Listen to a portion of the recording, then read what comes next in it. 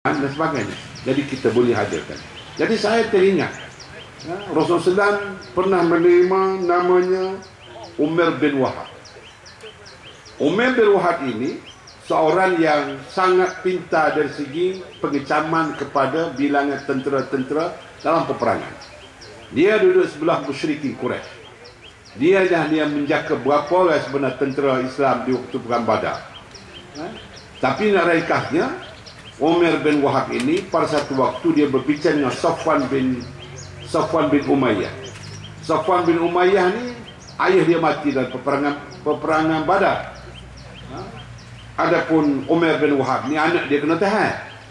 Jadi dia kata kita lepas ni tak guna lagi hidup, dia kata. Kita perang pun kalah, ayah kita pun mati, anak kita kena tahan. Aku kalau tak ingat kepada anak-anak aku ramai, hutang aku pun banyak, aku akan naik kuda pergi ke Madinah, aku akan bunuh Rasulullah. Siapa kata kalau begitu tak apa, dia akan mugi dah. Dan mugi aku, hutangmu aku bayar, anakmu aku tanggung. Mugi kita dua je tahu ni benda ni. Saya dah pergi. Maknanya nama ayatnya Umar bin Wahab terus ke Madinah. Di mana apabila siapa di Madinah saja, Sayyidina Umar bin Al-Khattab tengok. Sayyidina Umar tengok kata, dia kata ini bahaya. Ini manusia bahaya. Ini bagi dia kalb. Kalb mana dalam kepala dia nak Allah benar. Kalb anjing lah. Apabila Rasulullah terima, Sayyidina bagi tahu, Rasulullah kata, Sayyidina Umar kata, awas sahabat-sahabat. Ini orang bahaya. Sebab dia bawa senjata. Apabila sapa ada Rasulullah pun jemput masuk. Rasulullah kata, Tuan Umar, mengamu hari ini ada tujuan ke apa? Dia kata tidak ada tujuan lain. Kerana ada masalah anak abang kena tahan. Sebenarnya pergi nak bunuh Rasulullah.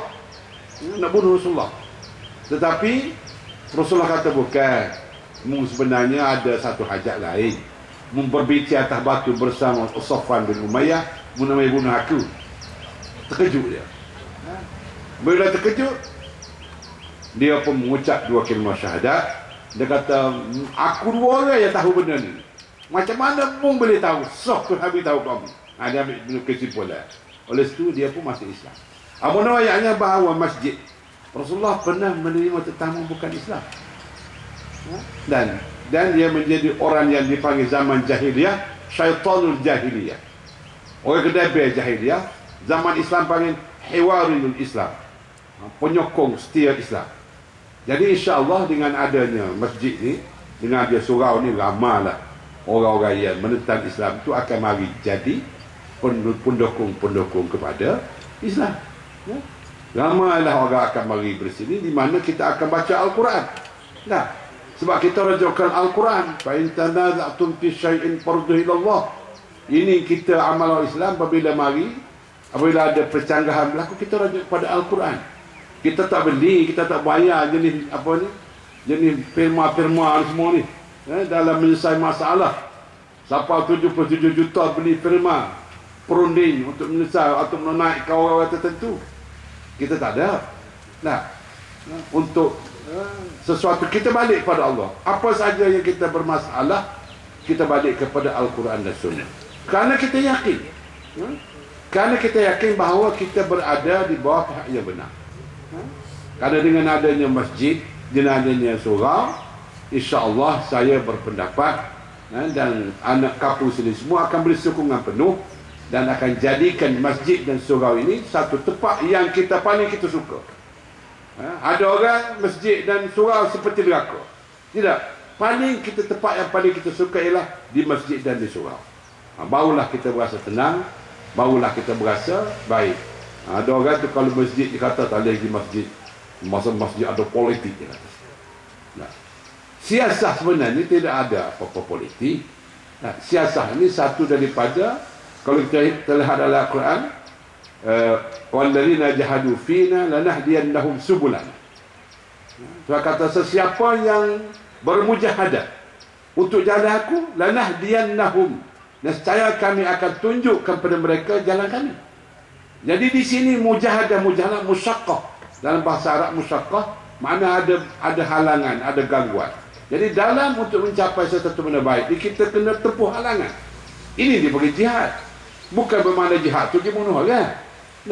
berjihad sama ada melalui harta benda, berjihad sama ada melalui tenaga kita, fikiran kita untuk menjadi masyarakat semasyarakat baik. Jadi inilah asas kitanya sebagai sebuah kerajaan Kelantan yang meletakkan membangun peradaban Islam. Kita perlu banyak wujud pusat-pusat pendidikan, pusat-pusat ilmiah, pusat-pusat ilmu, supaya kita dapat dicambah fikiran kita, ilmu kita dengan ilmu. Jadi amat tidak nak panjanglah. Sekali lagi ucap terima kasih kepada Cik Abdullah, Imam Cik Abdullah yang aktif untuk banyak surau, banyak masjid lagi pun tak apa, tambah masjid lagi. Dan kemudian juga amat juga ucap terima kasih banyak kepada tuan tanah Cikgu Cikgu Noh yang begitu ikhlas untuk bagi tanah bagi buat tapak ni. Masjid ini rumah Allah. Nama orang kecek atau Tuhan setamak kata Tuhan di atas rumah tu. Ini Wahabi ni. Apa ya? Dia Baitillah. Maknanya masjid. Jangan kata ke wawa am kata Tuhan ada rumah di atas rumah cokoh dia apa. Jadi terima kasih sekali lagi dengan kalimah Bismillahirrahmanirrahim merasmikan untuk pelancaran dan resmi yang sebenarnya untuk pengurutan derma malam ni di amat maktubu damonya minta maaf tak adil bersama oleh kandang lain selagi. Itulah wabillahi taufiq wal hidayah. Assalamualaikum warahmatullahi wabarakatuh.